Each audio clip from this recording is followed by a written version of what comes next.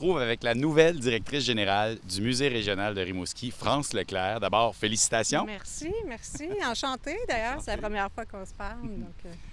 Madame Leclerc, comment voyez-vous votre nouveau mandat dans un contexte où le musée, qui est fermé au grand public depuis le 17 février, traverse une période plutôt difficile?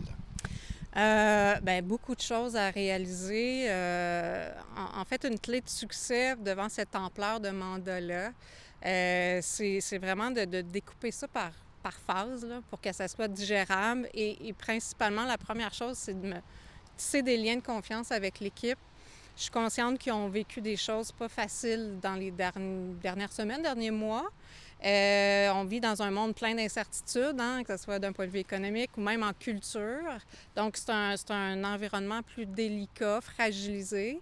Mais moi, tu sais, en prenant ce mandat-là, je suis quelqu'un qui se met plus en posture devant un défi, de mettre ça en posture d'opportunité, d'innover. En fait, on n'a pas trop le choix, là. Donc, il faut se remettre en question, puis de revalider nos façons de faire, puis se reconnecter à la communauté, puis même aux touristes, en fait, de devenir une destination. Donc, avec délicatesse et avec ambition, rigueur et discipline, que je leur disais aussi.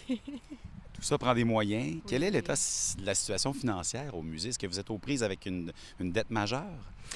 C'est sûr que si on prenait la photo en avril dernier, là, avant qu'il y ait des décisions tout à fait courageuses qui ont été prises, il fallait. Il y avait un déficit anticipé pas mal plus gros que ce qu'on aura à la fin d'année. Là, je viens de rentrer en poste. Je ne suis pas en mesure de vous dire l'ampleur de la chose, mais en prenant les décisions qui ont été prises, qui ont été difficiles, on va vraiment mitiger, en fait, l'impact d'un déficit. Donc, en avril, si on avait continué comme on continuait, il aurait fallu avoir un budget, pas un budget, mais avoir un 350 000 de plus pour arriver à un budget équilibré.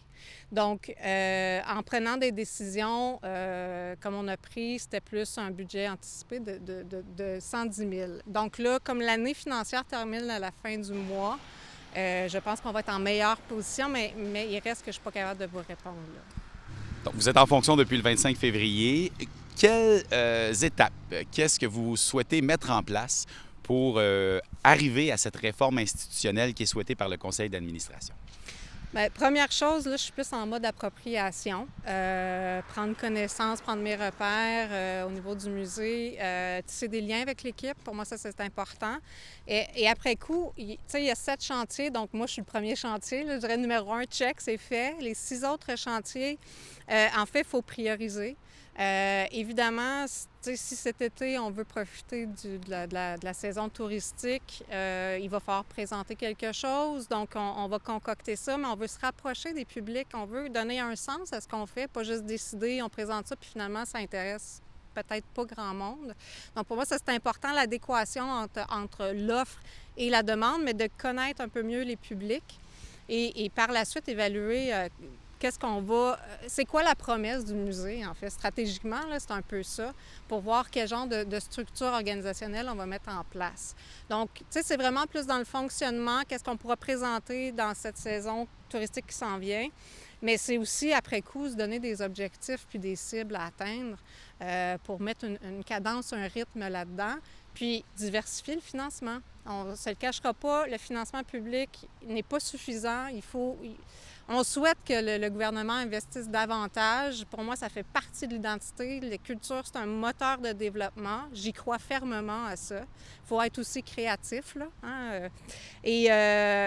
Mais malgré ça, on est obligé de diversifier notre financement. Donc, de voir d'autres sources potentielles, même si le marché économique est plus difficile, il va falloir être très, très créatif. Et c'est là que je pense qu'il va falloir être le plus novateur, en fait. Vous parlez de financement. Justement, un de vos objectifs, c'est de faire en sorte que le musée devienne un pilier économique Oui. dans la région. Comment comptez-vous y arriver? De toutes sortes de façons, bien entendu. Pour moi, c'est un fleuron. Il faut reprendre possession, en fait, de ça. Il faut reconnecter avec la collectivité. Puis quand on dit économie, un pilier de l'économie locale, bien, en étant plus attractif, en ayant plus d'achalandage, que ce soit au niveau local ou que ce soit les touristes, en créant des partenariats. Pour moi, je travaille en équipe, je travaille avec des partenaires, je veux collaborer, je veux que ça soit un mouvement un peu plus large que juste le musée. Mais ça, c'est, bon, l'ambition. Mais il reste que c'est comme ça, du fait que si on est plus attractif, de vivre des expériences aussi, je pense que c'est par là qu'on va pouvoir aussi aller chercher des nouveaux publics, des nouveaux visiteurs. Et puis, bien, que ce soit les jeunes ou les personnes un peu plus âgées, le musée a quand même une histoire. Donc, comment on raconte cette histoire-là? Comment on met ça à 2025 aussi? Comment on connecte des activités, que ce soit dans l'expérientiel? Pour moi, j'y crois beaucoup. Donc, d'y aller par le cœur. Et puis, tu sais, ici, Rimouski, c'est une ville, les paysages sont fantastiques, c'est maritime, le plein air est vraiment mis de l'avant, le sport. Mais je me dis, la place de la culture, je pense qu'elle a une place, mais comment on peut se positionner en complémentarité avec tout ça? Pour moi, je vais dire la littératie culturelle, tu sais, comme on dit, la littératie numérique, c'est pas juste intellectuel, la culture. Je veux vraiment démocratiser tout ça. Puis c'est pour ça que je parle d'émotion puis d'expérientiel. Et puis c'est une ancienne église. Donc, comme je mentionnais, le perron de l'église, il se passait des choses à chaque semaine. Donc, de devenir un lieu, de faire un wow, de ne pas être juste de passage, que les gens viennent, arrêtent. Donc, j'ambitionne beaucoup pour le musée.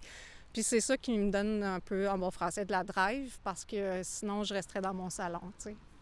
Et vous avez une équipe avec vous, avec toutes ces restructurations, il y a eu des mises à pied nécessaires. Oui.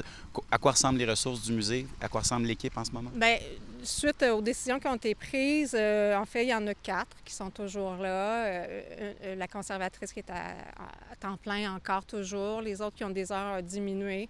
J'ai fait leur connaissance hier soir. Donc, c'est tout nouveau. Donc, quel est l'état d'esprit? Je ne suis pas encore en mesure de le dire. Donc, moi, rapidement, dans les prochains jours, ce sont des rencontres individuelles et d'équipes que je veux faire. Je veux savoir, je veux prendre le pouls, je veux voir leur engagement. Ils sont où? On part d'où, en fait? Puis eux, c'est quoi leurs ambitions? Pour moi, c'est important. C'est un travail d'équipe. Et moi, c'est le musée que je veux mettre de l'avant, mais il reste que je crois fermement à l'équipe et j'ai des joueurs qui ont des capacités que j'aimerais aussi mettre de l'avant. T'sais. Donc, à suivre.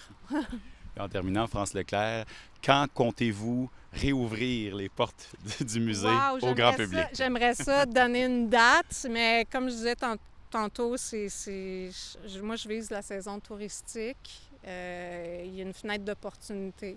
Donc, ça sera notre prochain rendez-vous. Merci beaucoup, France Leclerc. Merci, au plaisir.